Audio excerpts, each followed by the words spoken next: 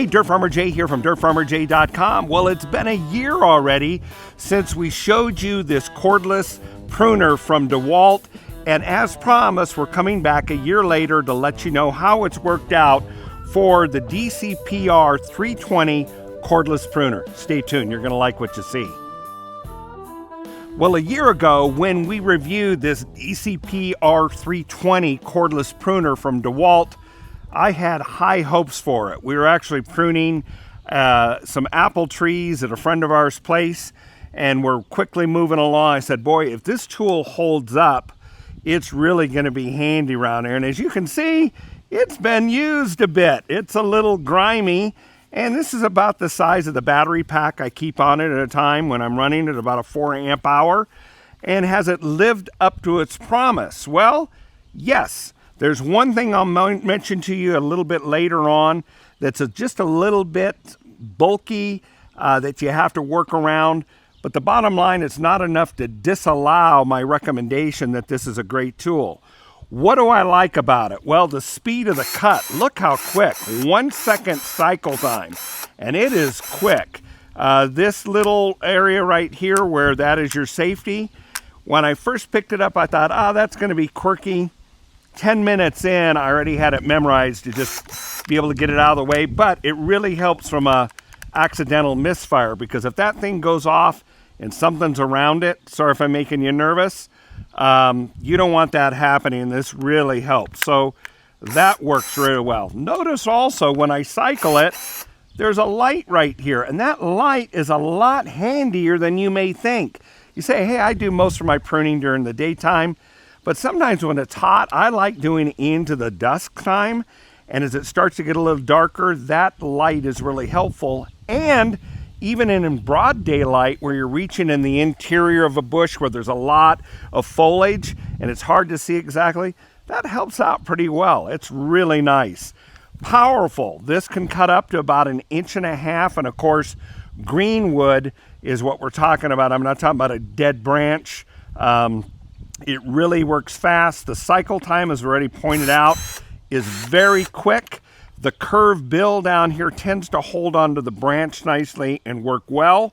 And this guard across the front stops branches and abrasion happening, or greatly reduces it to the knuckles. And of course, usually when I'm using this, I'm using a gloved hand. It's fairly heavy, however, it's really offset by how much work it does for you. I have found I can prune a lot more, and I have some young guys, teenagers that come around and help do yard maintenance. And once I showed them how to use this safely and put them to work, this is their go-to for pruning and cleaning up area around here. And then recently I loaned it to one of my neighbor friends, Doug and Marcia, down the street. When I saw they were doing a bunch of pruning, I said, are you familiar with this? They said, no. I said, try it. I gave them a battery and a spare battery, charged batteries. And they said, baby, we got to have one of these. Unbelievable. So they're big fans of it. Right now, you can get the tool from the big box stores and some online suppliers at the time of filming, anywhere from $100 to about $130. And you may say, well, that's a lot of money. It does a lot of work. And of course, that's the bare tool without battery pack. If you get a battery pack, like a 2 amp hour and a charger, I think it's around $180. But if you're already in the tool environment and ecosystem, like I am, of DeWalt tools, then all the battery packs and all that already have. The bare tool is the way to go.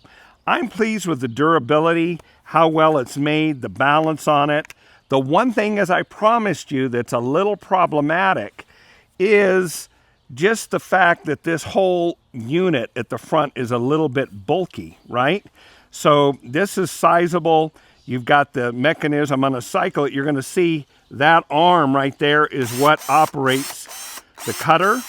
Well, all of that mechanical leverage and devices and all that design sometimes will get a little bit in the way when you're trying to get real close or in a crowded area. And so you kind of have to take that into account. Sometimes you end up cutting a bit longer and clearing an area and then coming back again. but the speed at which you move through an area really allows you to quickly work through it. So that works out really well. So, you know, just looking at this area right here, I want to get rid of this. I mean, how fast do we go? I'm just going to reach under there and bam. I mean, we are down off of there really quickly, and as quickly as I want to go, I can just prune and get right near, and we're going to end up with a really nice, clean pruning job very quickly. Well, there's one little downside to being so efficient and being so productive is you're going to create piles of trimming faster than you can haul them off.